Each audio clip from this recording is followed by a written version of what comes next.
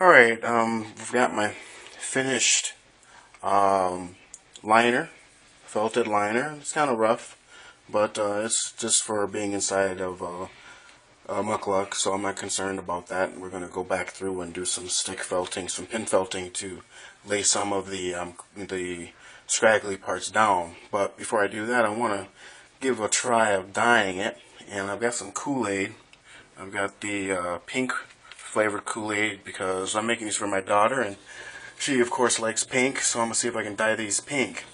So before I do that, I'm using cold water and not hot water. Again, I'm going to repeat that: cold water and not hot.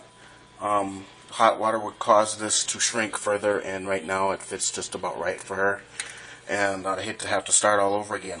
So I've got my Kool-Aid packet, and I'm just going to go ahead and put this in there and see if it turns a nice little pink color. It looks like it does. There we go. I'll get to stir that up a little bit. Let's see if we get a spoon or a fork or chopstick or something. Okay, stir that up a little bit. Oh yeah, Kool-Aid. Smells good.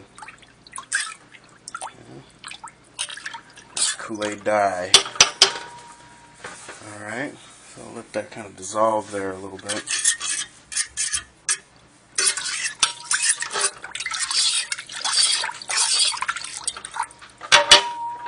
Okay, and then again, making sure that this is cold water, I'm going to go ahead and take this white wool felted mukluk liner and immerse it and see what happens.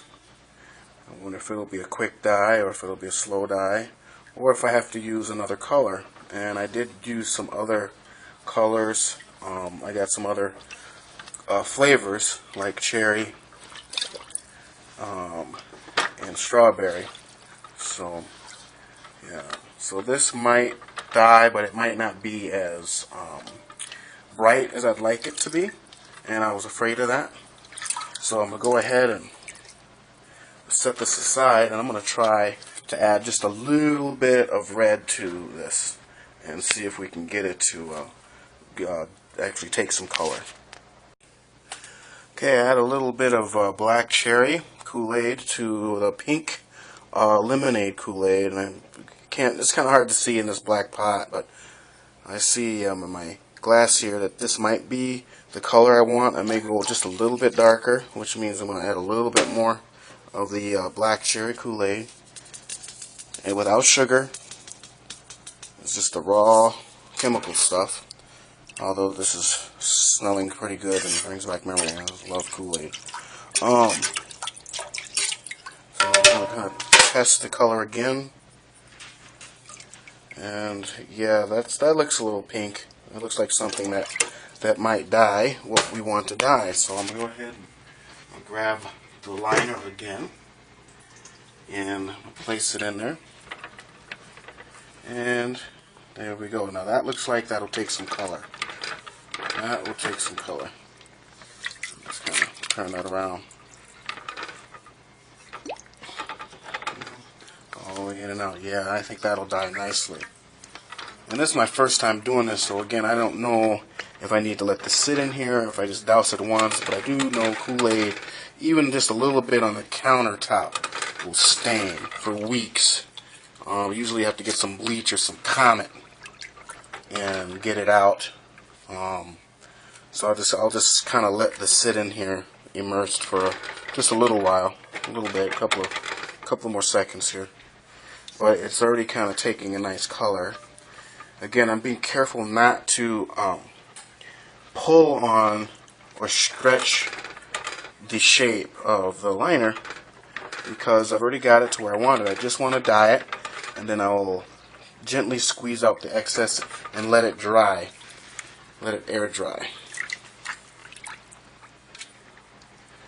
So that's what we got here. That's pretty good. So I don't know, I'd say this is probably about a gallon of water and a whole packet of the pink lemonade Kool-Aid, and I just used maybe a quarter packet of the black cherry Kool-Aid to get this cotton candy color. I don't know if the camera phone does it justice, but it did dye it, and it is changing color. So we'll see what happens when it dries.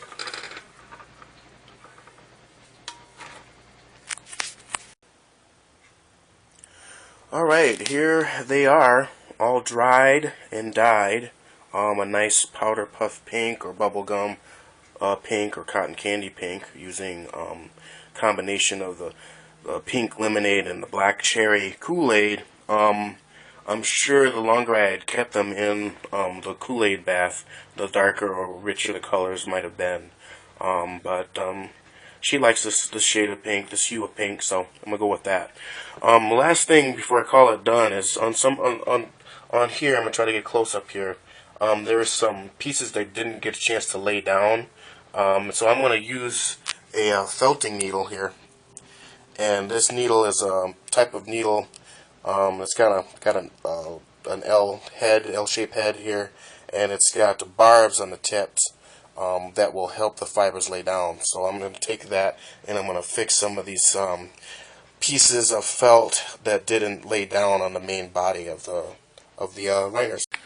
Okay, so you see they got some flaps here that I want to lay down. So I'm taking my felting needle, and it has little barbs on the end that takes the top fibers and pulls them through and back up through the main area that you're trying to lay wool down on. But this is already felted, but it just wants to not lay down. So I'm going to make it stay down by just going up and down, straight up and down on the edges to get it to lay down. And then I've got newspaper in here, and my hand is out of the way, so don't have your hand in there, otherwise you will stick yourself and it'll hurt. And I'm going on other areas that are not laying down,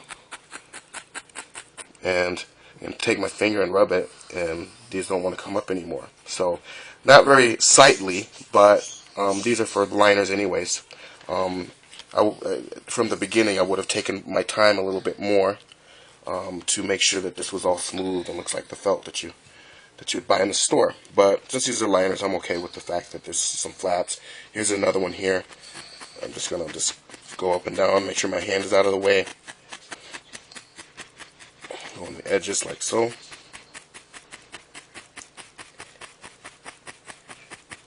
And even just a few passes start to help. So this essentially is stick felting, and I'm just doing some fix up before I call it done. Just like so. So here we are. Here's the finished Mukluk-Liners for my daughter's boots, made of raw wool, and I dyed them pink with Kool-Aid. And for my first felting job ever, I think it turned out okay. I think that's a tribute to Miss Elise Kylo and her fine explanation and instruction on the method of wet felting. So these turned out fairly thick, and I think they'll work well.